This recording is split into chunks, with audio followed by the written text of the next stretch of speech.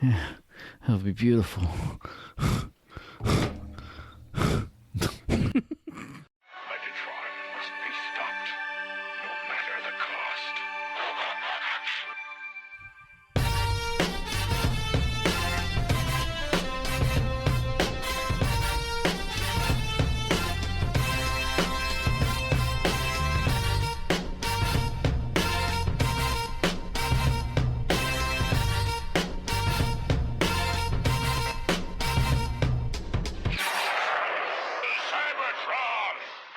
Hello, friends, and welcome to the Autobot Decepticast, your bi-weekly podcast delivering an episode-by-episode breakdown of the 1998 series Beast Wars Transformers. This is our episode number 267, covering Season 2, Episode 12, The Agenda, Part 2, which aired March 12th, 1998. And I believe this is Beast Wars episode 38 overall.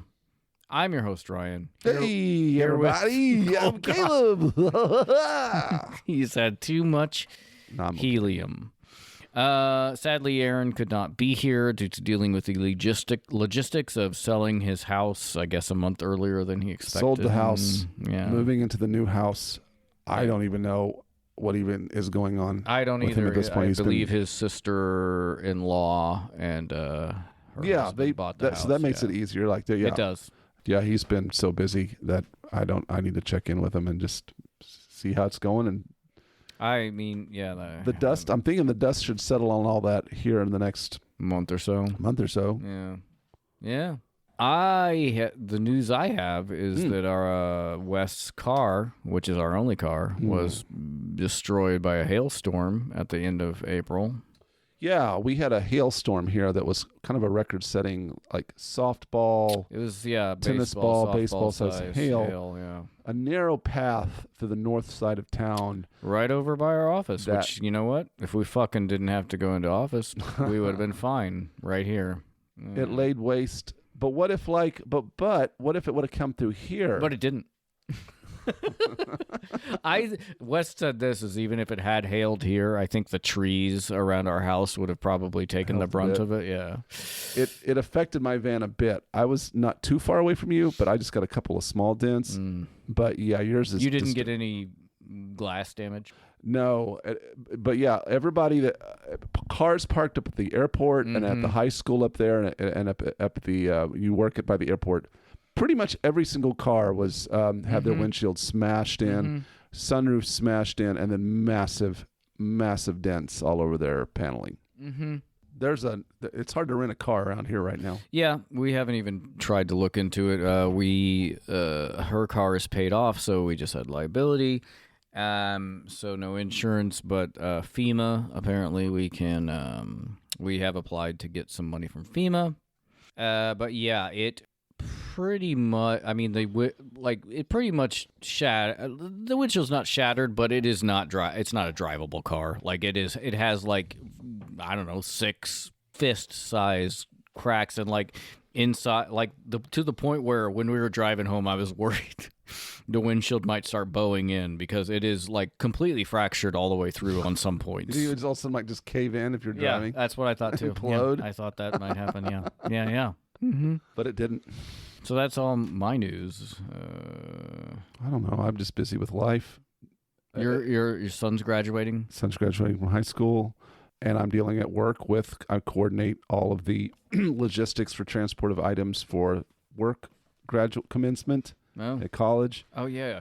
I forget you worked for OCT. OTC.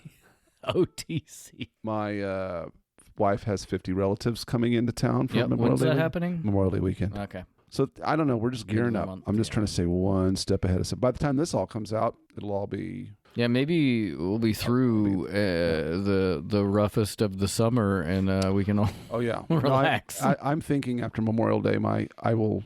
There'll be a lot of big things taken care of, and then I can just be a free spirit. But my life's good. It's fine. You're busy as hell. We're not that busy except for having to go maybe replace our car. So good luck. Yeah, I don't know. I think probably we'll just get the winch. windshield repaired and sell it. Like we hadn't planned on, or she hadn't planned on keeping this car forever. Are you gonna try to sell it with all the damage on it? Or I don't know. Like sure, no, not with all the damage. Like we're getting the windshield repaired because we need a car for at least a little bit. Yeah. So okay, get the windshield repaired, and then maybe it's worth a couple $1,000s. And then what are you gonna get then? You should get a smart car. What was that? Those little tiny cars, a smart car. They don't even really get that good gas mileage. Get a dumb car then. I have thought about getting a scooter sometimes. Ooh. But in the winter? most violent, changeable cities weather in the country, apparently. I just find you dead on the ground after the hailstorm. Cool. Yeah, just throw me in one of the plots at the cemetery. Cut you a deal. Oh, I have a chicken check-in. Hold on, let's try that again. Yeah. The other, like last week, I decided to let the chickens out in the yard. Yeah. And I usually like to be out there with them because we have chicken hawks around here. Not that I think that they would actually kill them, but so we have the older girls who are like 13 and 9. 2 of them are 9, one's 13. And the younger girls they're a little over a year old. Let them all out in the yard together. Mm-hmm. They eat up the little buggies and stuff, right? Yeah. And that's how I incorporated the last group, was basically letting them out in the yard and letting them deal with their squabbles. And you know what? This is unprecedented, but like they went back into the roosts together, into the coop together, and were perfectly fine. Like a little bit of bullying, but not as bad as I thought it would be. Cool. Yeah. So they're all together now. Excellent. Congratulations. That's chickens, and do you need eggs? Because I got some eggs. I'll take some. Okay. That's all the news I had. So let's shout out the patron. Alpha Magnus, Debbie, Skeeter, Jeff the Pusher Man, Mike Cybert of Mike Cybert Radio, Bono, Michael Tremblett, Roop, Jonathan, Robinus Prime, Safubi Samurai, Chandler, J Soups, Matt from Louisville, Nick, the Toy Mad Dad, Ken Bockelman. Oh, yeah, big Ken. Maurice, Captain Alexis, James and Julia, Michael Ordway, Tim Dubs, Jason from Cracktastic Plastic, Thomas, Beattyguns, Triclops, Optimal Alex, Simon, New Daniel, Argonus Prime, the Unknown Patron. Brian Jones, Autobot 1000, Zarmat, the Anonymous Patron, Bruticus78, Johnny Utah, Shadow Maximus, and Rocket Shark Chris. Thank you, guys, and thank you for all that you do. Appreciate you so much. Caleb, would you like to try something cocktail natured? Give it to me, Daddy. What we got here, we Ryan? have the Juliet and Romeo cocktail. Oh. This was adapted from a recipe by Toby Maloney at the Toby Maloney. Toby Maloney at the Violet Hour in Chicago, and is featured in his 2022 book, The Bartender's Manifesto, which is a bold title nowadays. For this cocktail, you will need 3 slices of cucumber, a pinch of kosher salt, 6 to 8 fresh mint leaves, 2 ounces or 60 mils of London dried gin, 3/4 ounce or 45 mils of fresh lime juice, and a ½ ounce or 30 mils of 2-to-1 simple syrup. Muddle cucumber and shake in a shaker. Add the other ingredients and shake with ice. Double strain into a chilled coupe glass and add 3 drops of rose water and a dash of Angostura bitters. And then garnish with mint leaves and a cucumber wheel. I think you might find this refreshing. It looks good. We'll find out. I haven't tried it yet, so think. Oh, that's good. I love drinks with cucumber. Oh, that's good. This would be really good if you wanted to use Hendrick's gin in this. I think that would work really well since Hendrick's is infused with cucumber. I like the saltiness. Is there did you say jalapeno? No. Oh, I'm picking up, maybe, I don't know. It might be a combination of the rose water and Angostura, but yeah. No, I like this a lot. Dang. I could see making like a pitcher of this for a party. Mm-hmm. I would drink it. Mm-hmm. Oh, that's good. So there's your cocktail. Thank you. What else is there? It's very. I mean, obviously there's lime juice, so it's very. There's a citrus, and then you get the cucumber, and if you have like the mint in the as a garnish, makes a nice bouquet in your nose. All of it. Whew. It's nice. I could drink that all the time. Yeah. Yep. No, that's really good. I might have another one after we're done recording. Good for you. If you like the idea of this drink and would have your own idea for a drink and would like to have it featured on an episode of our show, you can do so by just sending us 5 doll hairs to you could I don't know if I said buy us a drink last time. I might not have even named the segment buy us a drink. You could buy us a drink. You did. You could buy us a drink by sending us 5 doll hairs to at APDCast on PayPal. Tell me in the notes what you would like me to make, and I will make that cocktail on a future episode because I cannot make it on a past one. Thirsty, money, buy us a drink. Buy us a drink. And there it is. Yeah. Good stuff. Last episode recap. The Transwarp Wave missed Cybertron due to the malicious machinations of the Tri-Predicates Council, who dispatch a secret agent to round up rogue rascal Megatron. New design, who it is. Decepticon remade Ravage wrecks the dark side and captures the pernicious Predacon Prince in the name of the Pax Cybertronia. Blackarachnia plays Silverbolt for a silly sack, sending her after Waspinator to where? We'll wait for the wonderment. So let's get to the penultimate episode of Season 2, The Agenda, Part 2, written by showrunner Bob Forward and directed by Owen Hurley. And this aired the 12th of March, 1998.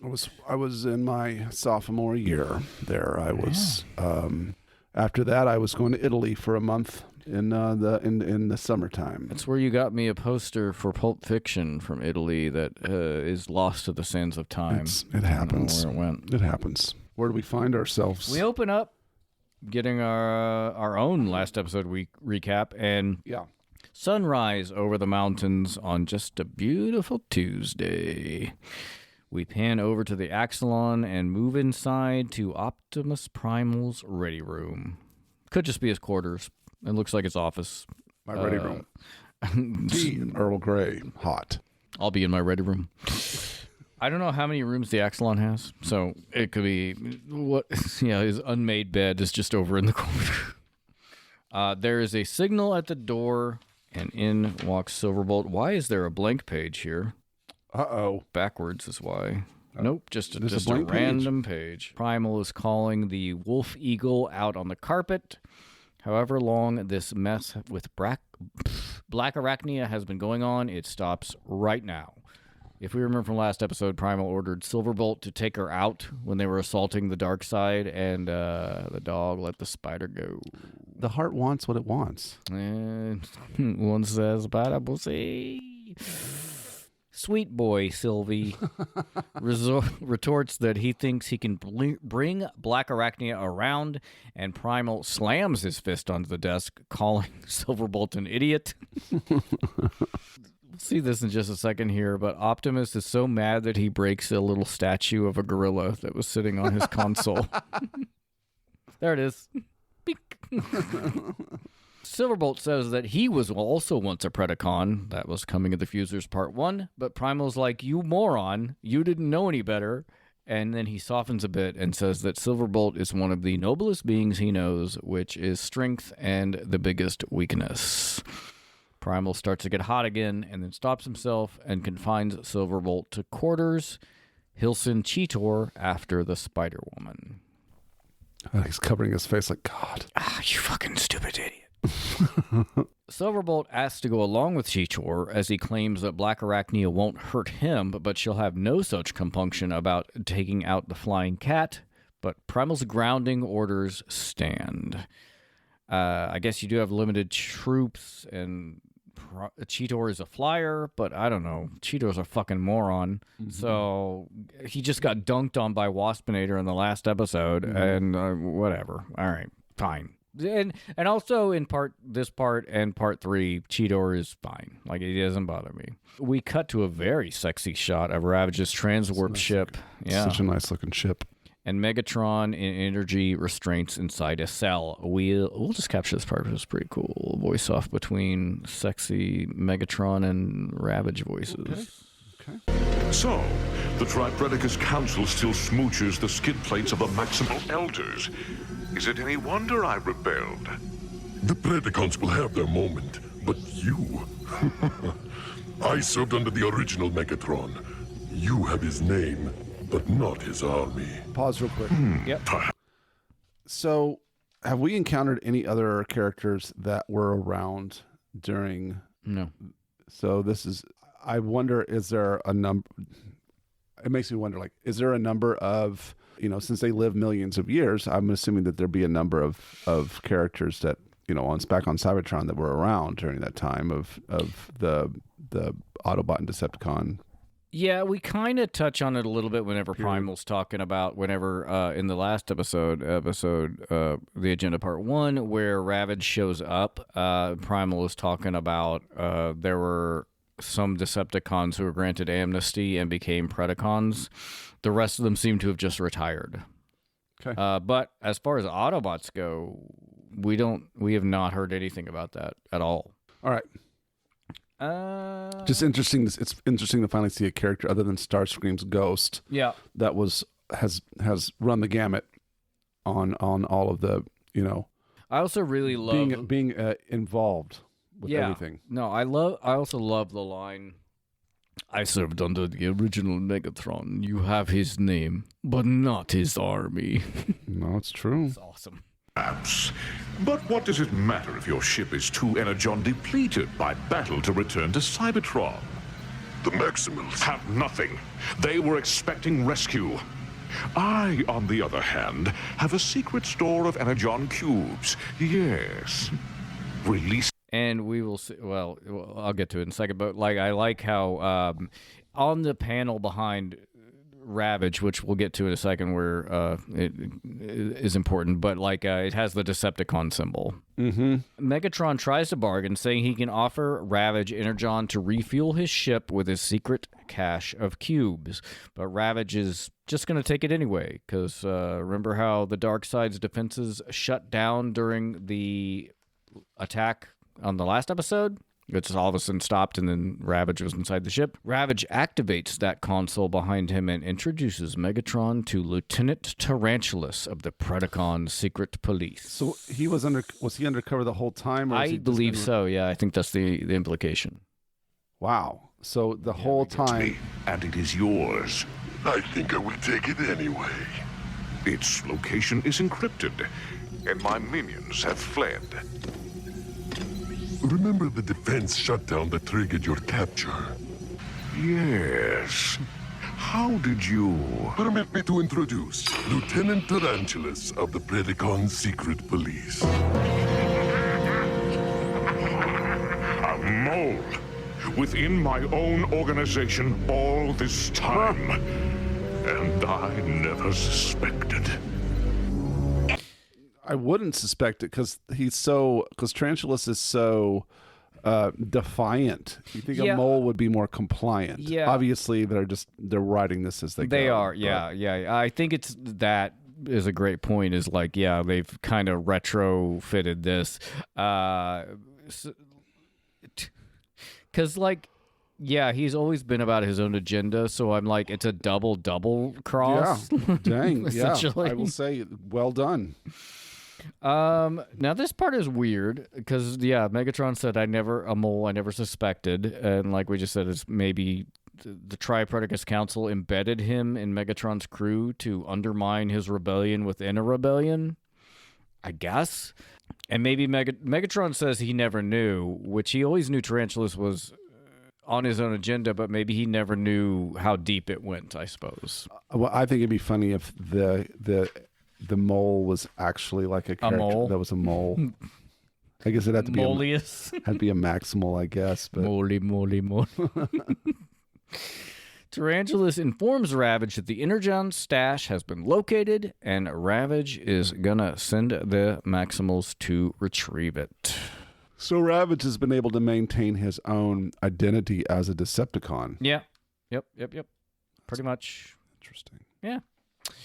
Cheetor is on his way after Blackarachnia, but stops by Silverbolt's quarters to say he's sorry for the whole mess, and he'll try to bring her in with minimal damage. Silverbolt says he's sorry too. For what?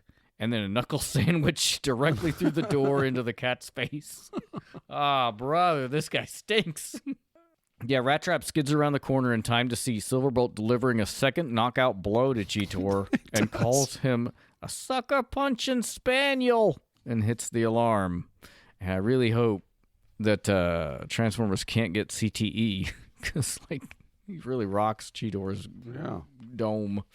Silverbolt cheeses it, no rat pun intended, and blows a fucking hole in the side of the Axelon, flying away. The Axelon's autoguns fire on the bird dog to no avail as Primal approaches and looks out the hole. Bonk. Rat Trap says, "Nah, I was young once." Primal goes, "Little John," saying, "What?" To which Rat Trap says, yeah, we got trouble with a capital B. And we cut to Silverbolt flying toward the horizon to our boys' fanfare. And I believe, actually, we go to commercials here. Bang, bang, bang.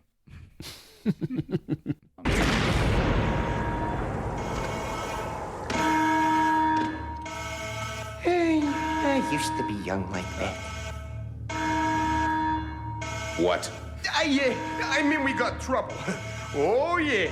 Trouble with a capital B. That poor dumb bastard. I get it, though. Yeah. She's a cruel mistress. Mm-hmm. Back from commercial, we see an anthill as Cheetor and Primal are headed toward the cave to retrieve the Energon cache. And I know you're going to hate this, Caleb, but the interest of this cave looks like a big old pussy. Oh, God. Look, wait, I'm not the pervert. Whoever animated this is the pervert. All right, I didn't even notice. Let's see. I even got confirmation from West. She's like, yeah, that looks like a pussy. You like went and said, "Come here, look." I literally. What does this look like to you? Oh, all right, I'll be the judge. Let's see. All right, we are at 9:32 in the episode. We have labia majora for crying and out loud. menorah That and a is- big old clit. That is such a stretch. Stretched fucking cave pussy is what it Okay, is. All right. Well, all right. The duo head inside, and we get some fun silent signal infiltration with the two taking turns of waving each other through. But damn and fuck, the Energon is here, but it's raw crystals, no good to us. This was my analogy, like trying to put unrefined oil into a gas tank. Megatron must have made a mistake. And then Primal's like, not if I know Megatron. Fall back. And just then, boom, Inferno flies in and shoots up the place. You know, because if you show an anthill in the first act, or 1 minute ago, you have to have Inferno show up. And he said, Inferno, like, is nothing but if not loyal to Megatron. He's basically like, for the royalty. Yeah, he's ate up with it. We cut to a pretty cool shot of Waspinator flying, because that's a really good insect flying flight pattern. Okay, cool. I just thought it was really neat. It looks very insectile and biological. But what's this? Coming into frame behind is a Blackarachnia and her modded pod racer. Speaking of great animation, like, look at how cool this is where it pans over for her in her flying and her spider legs are vibrating in the wind. They didn't have to do that. That's awesome. That's good. And then a crazy ass howl splits the air and Silverbolt comes flying alongside. I think it's meant to be like a police joke. Like It is. Yeah. Pull over, ma'am. Yeah, he says, "Ma'am, please pull this vehicle over." Blackarachnia refuses, and Silverbolt says, "Well, prepare to be boarded," which he does, transforming and landing on the back of the pod. For those not watching the episode, the pod is about the size of a pod racer in Star Wars, or like a rowboat. It's about the size of a rowboat. Blackarachnia pulls a gun on the dog. Silverbolt pleads for her to return to the Maximals, and Venus Turbo's delivery here is great, and maybe I'll just grab it. What was it? 11:37-ish. to return with me to the Maximals. Get a clue, you canine cretin! I'm a Predacon! I'm evil! I'll shoot you! No. My heart tells me that you will not. Oh, yeah? You shot me! No duh, dog boy. I'm evil. Now do you believe me? And yet, you ensured the wound would not be mortal. Your inner maximal goodness prevented you. Shut up! Shut I know how you're feeling. You don't know whether to kiss me or kill me. I'm a Black Widow spider, you idiot! I can do both. Yeah, I thought you'd like that. Yeah. We cut back to Waspinator, who gets exploded into component parts as Blackarachnia's pod smashes into him, also destroying the pod. Blackarachnia plummets toward the Earth, but naturally Silverbolt catches her to great fanfare, and she says, "Oh no, you're not saving me again, even after I shot you." And Silverbolt says he was just doing his duty as a maximal and heroic character, which is pretty funny. I like all the parts that are falling. You Yep. kind of identify different things. It's kind of fun. And she says, "You know I like him big and stupid, but you're really pushing it." And wraps her arm around his neck in a very hot way. Yeah. For a kid's cartoon, the sexual tension between these true. two is It is true. enormous. I actually never noticed she had a Black Widow symbol on her forehead before. Interesting. We cut back to the Energon trap cave with Inferno just going ham and blasting Cheetor and Primal. And here's something we may have forgotten about. Inferno is neither a fusor nor a transmetal, so he gets Energon buildup from being so close to raw Energon and drops to the floor. Yeah, It's awesome that they still factor that I know. in. I forgot completely about that until this scene. He drops to the ground, still laughing like a lunatic, and I think we can all see what's coming, what he's going to do. Inferno screams, "For the royalty!" and sets his fifth element gun to flamethrower, setting and roasting the Energon crystals on fire, causing them to explode, seemingly killing Inferno in the process. Like, it seems like he gets reduced to atoms, but again, this is part of the whole thing of, like, they didn't know if they were getting a season 3, so a lot of this this three-parter, some of the Predacons seem to die. Are they dead? We don't know. Bling. Yeah, it looks like he's atomized. Yeah, it looks like he's atomized, yeah.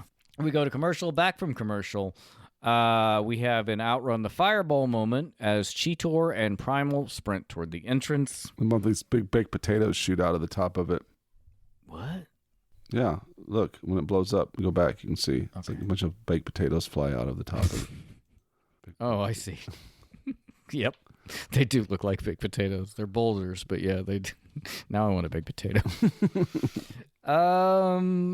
We cut to outside the mountain as it blows sky high with Primal and Cheetor in beast mode, flying to escape the blast. Primal radios Ravage, letting him know about the situation, and we cut to Ravage addressing Megatron in his cell. Ravage says, "So it was a trap."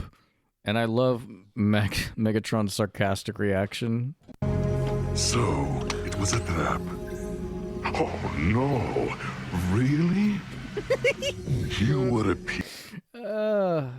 Oh, and I know this part is kind of long, but it's so good because I kind of want to get the deep lore we're into here at this point in this three-parter. Even in prison, you still operate your own agenda. Title. I am not naive. You have no intention of returning me or any of us to Cybertron alive. That is true. But your crew is scattered, and I want no witnesses. Why should I tolerate your existence any longer? Did you ever wonder why I stole the golden disc in the first place? You were looking for Energon. That was a bonus. It allowed me to recruit a crew and gave potential for power. But the real reason was this. The Golden Disc was launched from Earth aboard the Voyager spacecraft, just as the secret war between the Autobots and Decepticons began. The original Megatron, your commander, had every intention of winning, but like myself, he covered his bets. He inscribed a secret message into the Golden Disc. A message which I myself discovered and decoded. I'm expected to believe you. You said yourself the disc was destroyed. Arm autoguns. Target the prisoner.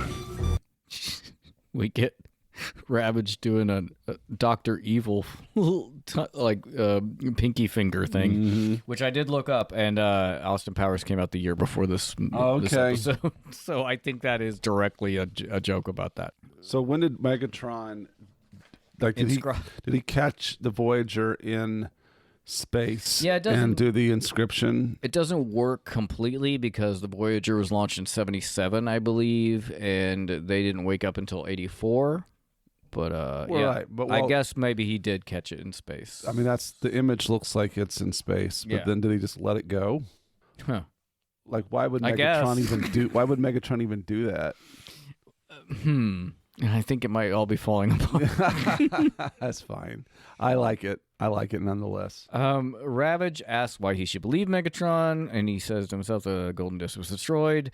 And then Megatron says, yes, the disc was destroyed, but a fragment remains, which he ejects out of his side from his CD case where he kept the original disc. Puts it in his tricorder right hand and spins the fragment, and he says, don't take my word for it, and we're treated to an image of classic Megatron delivering a message. And I know. So there was enough data on the fragment that when he spins it, it would show the message.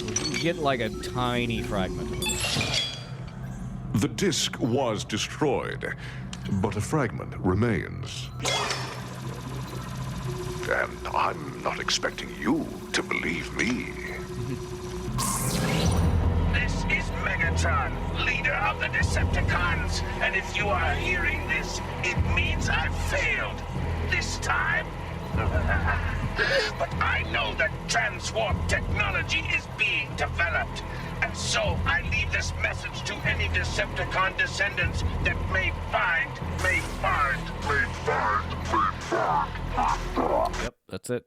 That's the fragment of the message. And he says, so Megatron says here, I know that transwarp technology is being developed, which basically I think means time travel. And so he's like, if anybody finds this, maybe come back. And this is essentially what I think he's getting at. Huh. Okay, that would be that's his directive. It's subtle. It's in my mind. Ravage turns off the autoguns, retracts the prison bars around Megatron, and says, oh, now let us talk. We cut to the component parts of Waspinator as he's dragging himself back together. Should be used to it by now. Happens every other episode. In the background, Silverbolt and Blackarachnia are digging out the boulders around the base of the mountain. Silverbolt says it doesn't make sense that someone would dig this tunnel and then blast it shut, to which Blackarachnia is basically like, yeah, duh, Megatron did it, which, wait for next episode when we talk more about that. And he's like, he's not going to leave without her, basically. She's like, why are you still here? And I'm like, yeah, why are you still here? What are you still doing around here? And he just says, basically, I'm not leaving without you. But also, if I'm going to give him a little bit of credit, maybe try to find out what her plan is and how this relates to the Predacons. Silverbolt takes out one of the huge boulders blocking the opening and stands back heroically as pebbles blast and bounce off his chassis to the fanfare we've come to know. It's a big potato. We cut to Primal and Cheetor flying back to the Axelon. Primal calls in asking for status, to which Rat Trap replies, there's good news and bad news. The good news is we don't have to kowtow to that stinking Decepticon no more. And the bad news is he's switched sides. And we see Ravage's transwarp ship coming up from behind the Maximal Flyers with Megatron riding on the nose. Mm-hmm. Oh, yeah, this is where I wanted to capture the last part of this. Decepticons Forever! I think it turns into his cassette.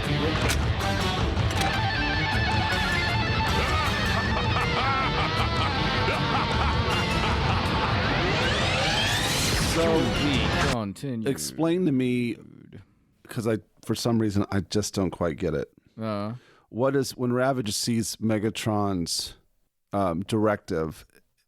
Is Ravage is dedicated to old school Megatron in a way where he's willing to free Predacon Megatron to follow Megatron's directive? Is that why he switches sides? Yeah, I think because like he sees now that that Predacon Megatron, it's hard to say, is his plan is based off of something that he learned about the original Megatron, who inscribed this on the golden disc. So he's like, oh, Ravage is like, so you did actually have a plan. It wasn't just, you stole the golden disc not just to find Energon. It was because you were searching for, basically what we're leading to is, and maybe we just don't see it on screen until the next episode, but Ravage, I think, understands, or whenever they say, let's talk, Megatron tells him that he knows where the Ark is. I gotcha. That's the end of the episode. To be continued. Wow. Okay. Man, I like how Ravage still transforms into the cassette tape. Yeah, the cassette. That was nice. Yeah, that was. This is probably the episode I remember the most from Beast Wars. And it's I really enjoyed it. It's not surprising since these three-parter is written by Bob Forward. But it's kind of, I like also about this how the A plot is world changing. Yeah. And then the B plot is Silverbolt and Blackarachnia's relationship. And I like that too. I appreciate that, yeah. In the real world. Number one in the Billboard Hot 100, Getting Jiggy With It, is still number one this week, March 12th, 1998. So let's talk about a juggernaut of a single that was number one for 13 weeks this year. In the year. 13 weeks in 1998. Yes, yes. The Boy Is Mine, a duet by Brandy and Monica. Are they playing off The Girl Is Mine with Michael Jackson and Paul McCartney? The claim is no. Okay. The song's pretty different. Yeah. It's just, but the comparisons are, I don't know, whatever. Tell me more about it. That was Michael Jackson and Paul McCartney's 1982 duet, The Girl Is Mine. This is also kind of playing on the fact that there was a presumed rivalry between Monica and Brandy. I don't know if you remember. I didn't know there was, I thought they were just kind of playing into the spirit of the song. I didn't realize that there was like a bigger rivalry. Oh, yeah, leading up. But yeah, there was a presumed rivalry between the two of them, which was not true. It was just something made up by fans. But this was, however, the first number one pop hit for both artists and became the best-selling song of the year in the U.S. Huh. The song has a very long Wikipedia page. Wow. Brandy wrote The Boy Is Mine with Rodney Darkchild Jenkins. Like, are you a demon? It's interesting. At any rate, Brandy came up with the concept while watching an episode of The Jerry Springer Show, which, if you saw it, was all about love triangles. Basically, they'd bring out a person, and then some other person would come out and fight them. Yeah. Be like, that's my man. That's Springer. There's even a nod to it in the video of this song, because I think it's Brandy that's watching the Jerry Springer Show in the music video. The music video is very cool. It's shot really cool. At Brandy's request, her label Atlantic Records approached fellow R&B teen singer Monica to participate in the project. The pair had seen each other in passing at award shows and other live events, and Brandy thought a duet would help to combat the ongoing rumors that the singers were rivals. Despite opposition from her management, who expressed concern that such a collaboration might exacerbate the alleged feud, Monica agreed to contribute to the track with the approval of Clive Davis, then head of Monica's record company, Arista Records. Larry Flick from Billboard called it a surprisingly subdued, ultimately sleek and soulful jam, joined by fellow Jeep ingenue Monica TV's Moesha reveals a markedly mature style and more flexible range. Meanwhile, Monica whets appetite for her forthcoming disc with a deliciously diva-driven performance that is rife with subtext. I don't know what Jeep Ingenue is. Maybe they both drove Jeeps. I'm not sure what that refers to. I don't know what that means either. I don't know what that means. The Boy Is Mine sold 2.6 million copies in the U.S. and was the number one hot Billboard 100 for 13 weeks. Wow. Also hit number one in Canada, the Netherlands, New Zealand, and broke the top 5 on most other charts where it was featured. Success. 13 weeks, yeah.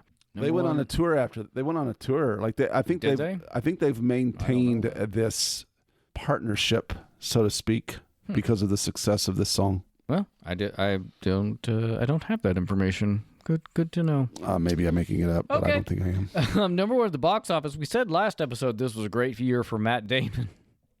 Our true number one is Titanic, as the agenda part 1 through 3 came out on 3 consecutive days. So let's cover another Matt Damon movie that was number one for 1 week in September of 1998, Rounders.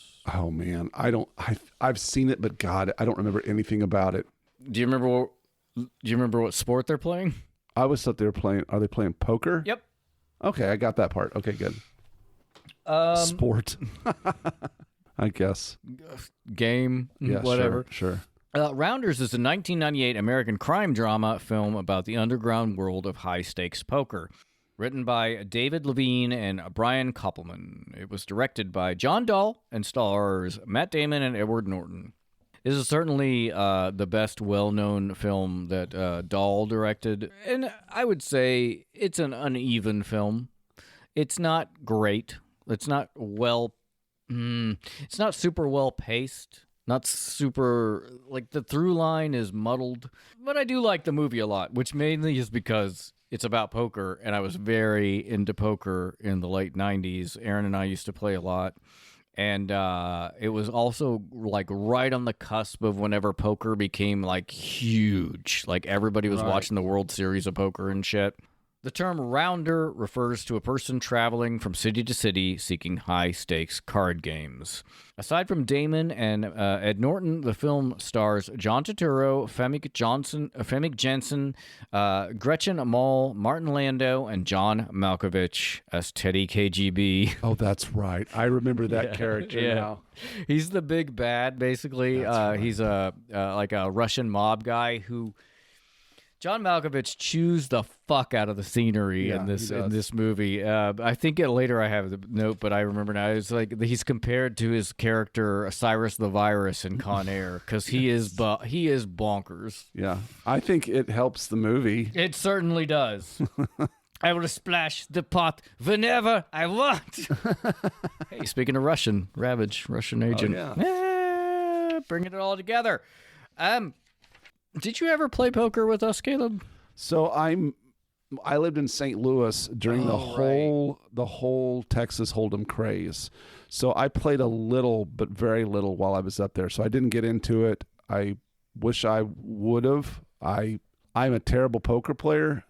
The answer is no. I was not involved in any poker playing circles because I was in St. Louis at the time and not really affiliated with anybody up there that was doing the same. What I was never super into poker before, like the Texas Hold'em craze, and this is what everyone says about Texas Hold'em is you don't play the cards, you play the player, like because it's all about psychological warfare, basically, and that's what I like about Texas Hold'em is you're kind of because like 5-card draw. I mean, it's not a lot of skill involved there. You kind of are playing the player because you can bluff them and stuff. But the nice thing about Texas Hold'em, if for anyone who doesn't know, Texas Hold'em, you get dealt 2 cards to the player, and there are 5 cards on the table. The first 3 cards are turned face up, and then you make bets based on your hand and what you think the other person's hand is, and you make bets based on how the other people bet. Or then you have the turn, which is the 4th card turned up, the community card, and then you make bets again. And then you have the river, which is the last card. The 5th card is turned up, and then there's another round of betting. Another thing about Texas Hold'em is you can go all in, which means you're putting all your money into the pot. And then the other person can choose to fold or also go all in. The nice thing about going all in doesn't mean you have to match that bet. It only means that everything you have is in the pot. And if you, as the person who has fewer chips in the pot, if you lose, obviously you're out of the game. And so that's kind of the interesting thing is you don't have to match the bet, sort of like Old West poker we think of, where you have to like match how much the person has put in the, like Dave Tutt and Davis Tutt and Wilder Hookok we talked about. That's Old West poker where you have to match what's in the pot. You don't have to do that with Texas Hold'em. Anyway, long story short, that's the game. I don't think I explained it very well at all. I think you did okay. So Roger Ebert,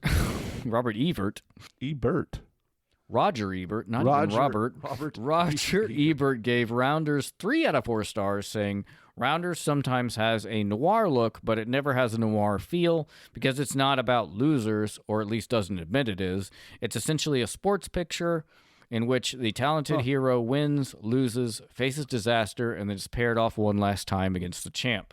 In my mind, it's kind of like Rocky 1 and 2, but not done as well at all, and without kind of the emotion of those. That's good. I agree. In an episode of the Howard Stern Show, it was speculated by some members of the show that the writing of Rounders drew inspiration from the life of Canadian comedian, former SNL Weekend Update anchor, I don't know, that's a lot of introduction, Norm Macdonald. Yeah, because he was a notorious gambler. He's a self-proclaimed degenerate gambler. Yeah, it was bad. He acknowledged having known one of the film's principal writers, Brian Koppelman, who was loosely associated with during a part of the youth spent in underground poker clubs, similar to those shown in Rounders. Comedian Artie Lang on the Howard Stern Show, who was a close friend of Norm Macdonald, who also knew Brian Koppelman, said during an episode that Koppelman likes Norm, but Norm did deny the film being based on his life. I think it's probably just drawing some inspiration of them being in terrible clubs together. Yeah. The movie got pretty middling reviews, holding 64% on Rotten Tomatoes, and made middling returns, earning $22 million on a $12 million budget.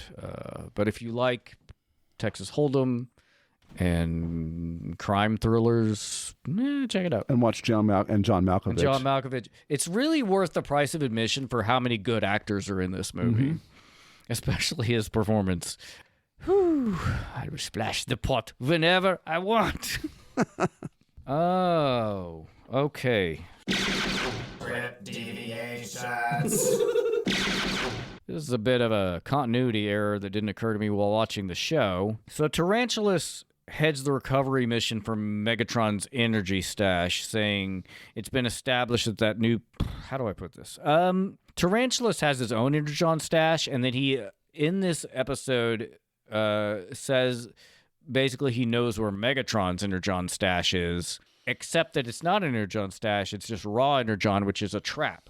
So I'm wondering if Tarantulas either didn't know or is still playing his own long game of like, Tarantulas still has his own energon stash, and he's just trying to see who's going to win against Megatron and Ravage, I think. That would be a brilliant play. Yeah.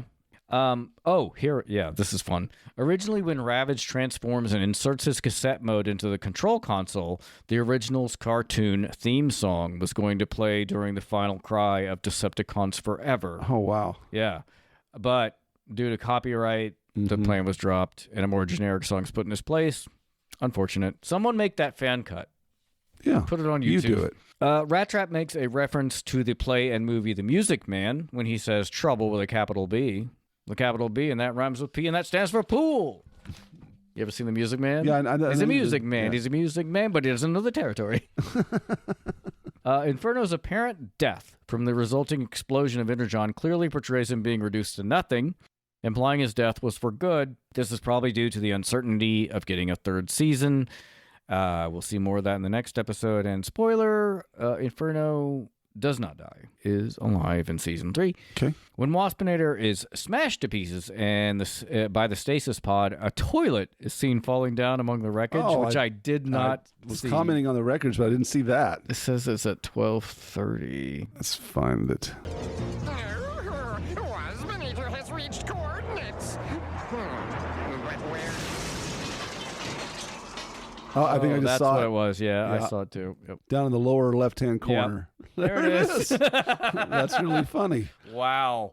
That's ridiculous. I was commenting on it, but I did not realize it threw a toilet in there. That's hilarious. It's just a full-ass toilet, yeah. Ravage's transformation sound effect is specifically the one that plays when Optimus Prime transforms during the Battle of Autobot City in Transformers the movie. Apparently, this was the only instance in the G1 transformation sound played without accompanying dialogue, music, or sound effects. And I was like, is it though? And then I went back and looked, and yeah, he transforms, because I thought the touch started playing when he transforms, but it's right after. So it's the only clean original Transformers sound effect I guess they could get, which is interesting. That's script deviations. You want to rate the scheme? Right now, we're in the middle of everything. Yep. So, and I already know what happens in the third one, but I'm going to take that out of the equation. I would say that Megatron's scheme appears to be, I don't know. There's a lot going on. I don't have a clear picture. We kind of just said the same about all these three of like, we're pushing towards something, and like Megatron's plan seems really cool. Like basically that's rate the scheme. I mean, yeah. It's still unfolding. As far as I can tell, it's going according to plan. Yeah, he's doing great. I mean, he got out of the cell. He's not getting taken back to Cybertron, although he also was like, Ravage never intended to take any of them back to Cybertron. The plan was to kill them all anyway. But so I would say it's working out for Megatron. There's forward motion. There's momentum in his. It's unfolding. There you go. How about? We can. I am the ghost of the iconic moment. You know. Well, I like the toilet now. Yeah, the toilet. That's hilarious. I like the spinning disc. Mm-hmm. That seems pretty iconic to me. And Megatron. Put just the sound, the original transformation sound from the original show. Yeah. That was mine. I would also accept G1 Megatron's speech from the Golden Disc, which I don't think I mentioned. Sorry, Gary Chalk does Megatron's voice in this. Okay. Gary Chalk, who does Optimus Primal. It's interesting because he was also originally auditioned for the part of Megatron before getting Optimus Primal. You finally got it. Yep. Next time on the Autobot Decepticast. Yes. We get a punch-out ending to the second season of Beast Wars and a special guest. Yes. I'm excited. That's it. I think we'll love it. I think we'll love it. I think it'll go well. Plugs. Should you wish to support us. The simplest way is to give us a review. Apple Podcasts, Spotify, Google Play, sub on YouTube, Patreon. Several levels of support. The Booty Box starts at the $5 level. That is patreon.com/APODcast. Merch, AutobotDecepticast.com/store. You know what? If you want to buy us a drink, you can do so by sending us just $5 at APODcast on PayPal. Tell me in the notes what you would like me to make, and I will make that cocktail in a future episode because I cannot make it on a past one. Thirsty, money, buy us a drink, buy us a drink. And there it is. Caleb, what's another way they can support us? We have Dough for Joe. We take money for $75 for reviewing an episode of G.I. Joe of your choice. Yep. And we have a good time with it, and everybody else has a good time with it, so you should do it. Right now, we have 2 coming up this year. We have 2 on the docket. Do you know which episodes they are? I can just look it up real quick. I have it on my spreadsheet. We have Once Upon a Joe by Brian Jones and Raise the Flag from Chandler. Nice. Yeah. Right now, I have it slated for the first one in July, second one in September. If you buy Joe, and we throw those in, it actually extends the podcast. the podcast. Yeah, I try to do them like quarterly. I try to split them up in like 4 or 5 episodes in between, or Beast Wars episodes in between the Joe episodes.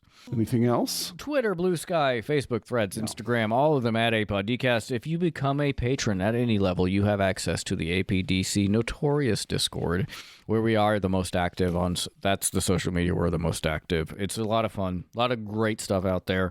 It sounded so generic. Supplemental materials, videos, links to resources, and other varieties of fun can be found on this episode's webpage, which is autopoddecepticast.com. I think that's all we've got. So until next time, Pistols at dawn. Bye, Bye-bye. bye.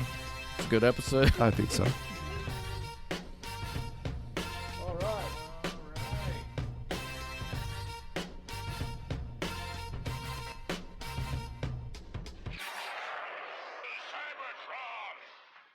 Cells is the sponsor of Autopod Decepticast.